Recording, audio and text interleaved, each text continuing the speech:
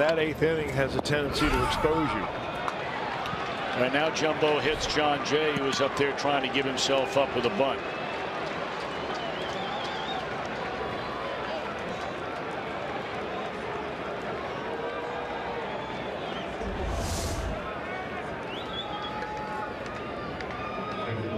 Bryan Price out of the dugout to ask Kerwin Daly, the umpire, hold on here, do we want to review that? And I think he asked Mesoraco first.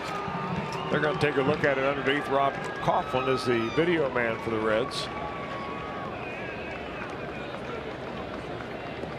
And he's asking Daly if they would take a look at it, I think. It's up to the umpire discretion at this point in the game, right?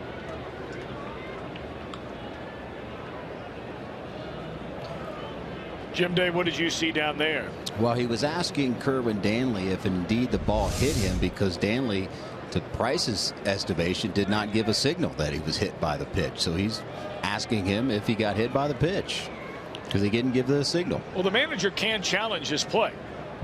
I mean, the bottom line is whether Bryan, he doesn't need approval by anybody. He can directly challenge this call. It's one of the calls, one of the most common plays that have been challenged by managers in baseball.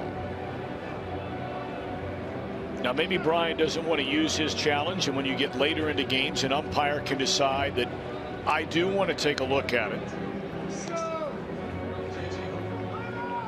So I'm not quite sure, unless I'm not quite sure, quite honestly, what this then that might be about. If the determination has been made that the umpire's not going to look at it on his own,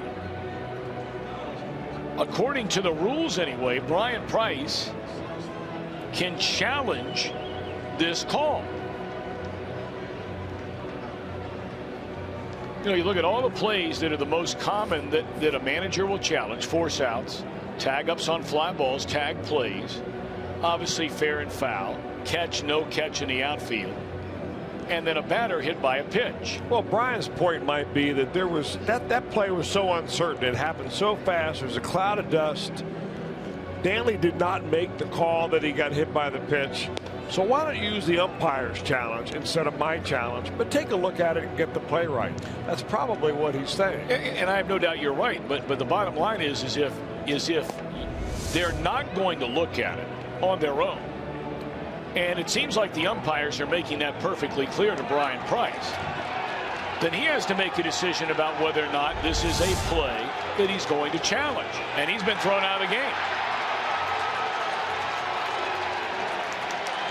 It will be very interesting to hear later what exactly took place with the initial meeting with Kerwin Danley, the home plate umpire, and then the crew chief who just threw Bryan Price out of the game, Joe West. And how much of that is a carryover from yesterday, the conversation between Price and Joe West, where West refused to take another look at a tag play at the plate?